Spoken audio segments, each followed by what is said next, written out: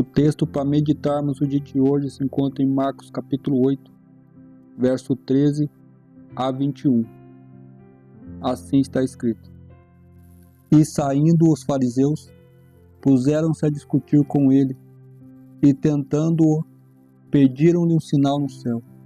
Jesus, porém, arrancou do íntimo do seu espírito um gemido e disse: Por que pede esta geração um sinal? Em verdade vos digo que esta geração não será lhe dado sinal algum. E deixando-os, tornou a embarcar e foi para o outro lado.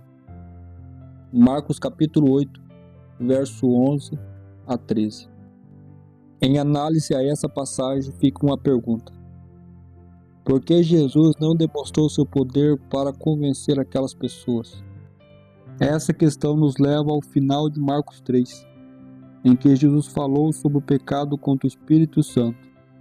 Se os ouvidos e os olhos estiverem fechados, milagres e sinais do céu não serão capazes de convencer, mas serão destacados como tudo o que acontece antes.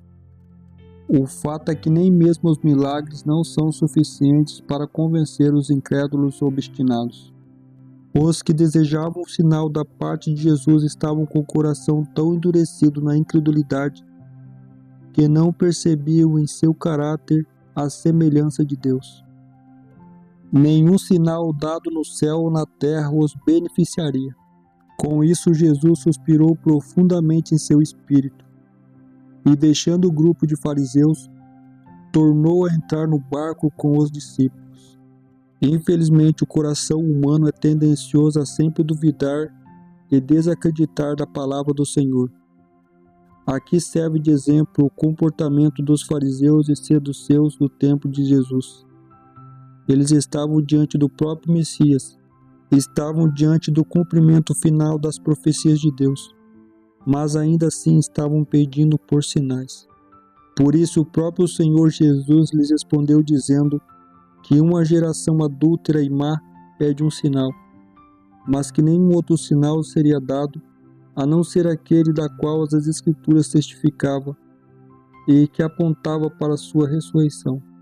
Portanto, hoje nós temos a palavra de Deus para nos instruir em todas as coisas, e o Espírito Santo que habita em nós é quem nos guia em toda a verdade. Nós não precisamos pedir sinal externos de confirmação a Deus quando temos o próprio Deus habitando em nós. Em continuação ao capítulo 8 de Marcos, lemos agora a partir do verso 14.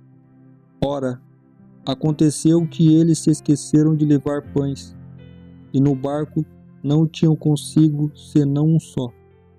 Preveniu-os Jesus dizendo: Vede, guardai-vos do fermento dos fariseus e do fermento de Herodes. E eles discorriam entre si: É que não temos pão. Jesus, percebendo-os, lhes perguntou: Por que discorreis dizendo que não tem pão? Ainda não considerastes, nem compreendestes? Tende vocês o coração endurecido? Tendo olhos não vede, e tendo ouvidos não ouvis? Não vos lembrais de quando parti 5 pães para 5.000? Quantos cestos cheios de pedaços recolheste? Responderam eles: 12. E de quando parti os pães para os 4.000? Quantos cestos cheios de pedaços recolheste? Responderam: 7. Aos que lhe disse Jesus: Não compreendeste ainda? Marcos capítulo 8, verso 14 a 21. Jesus suspirou profundamente em seu espírito e, deixando o grupo de fariseus, tornou a entrar no barco com os discípulos. Em doloroso silêncio, atravessaram de novo o lago. Ao chegarem ao ponto mais distante do outro lado, Jesus disse: Fiquem atentos e tenham cuidado com o fermento dos fariseus e dos saduceus. Jesus aproveitou a oportunidade para alertar os discípulos contra os fermentos dos fariseus, ou seja, suas falsas doutrinas. No entanto, os discípulos deixaram de compreender Jesus.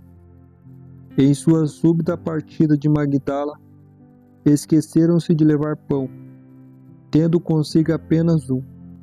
Entenderam que Cristo se referia a essa circunstância, advertindo-os de não comprar pão de um fariseu ou saduceu.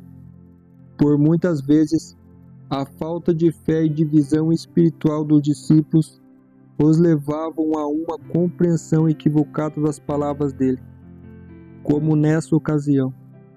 Então Jesus os repreendeu por pensarem que aqueles que haviam alimentado milhares com os poucos peixes e pães de cevada poderia. Naquela solene advertência, referiu-se meramente ao alimento material. Havia perigo de que o exato raciocínio dos fariseus e saduceus contaminasse os discípulos com incredulidade, levando-os a considerar levianamente as obras de Cristo. O desejado de todas as nações, página 323. Os discípulos pensavam que o mestre deveria ter atendido aos pedidos de um sinal no céu.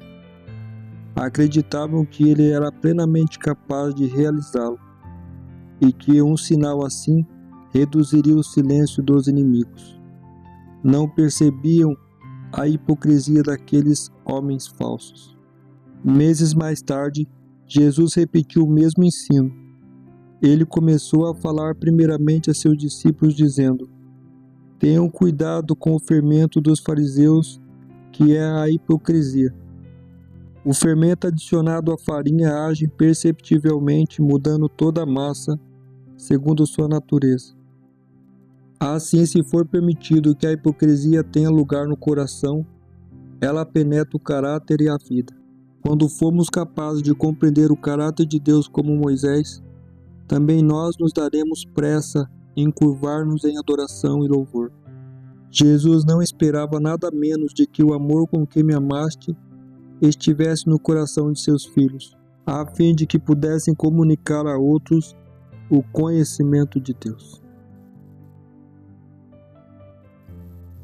Que Deus os abençoe e até a próxima.